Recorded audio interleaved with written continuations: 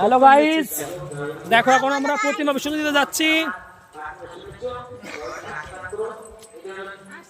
এই যে সব টিম, তোর মাথা কি করে দেখা যায় না?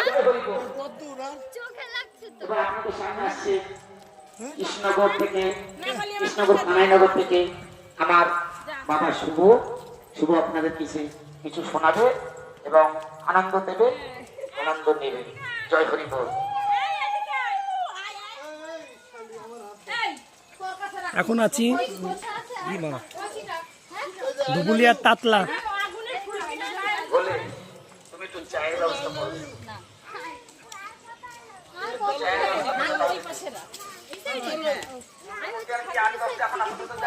একটু একটু একটু আইটেম দাও যোগী।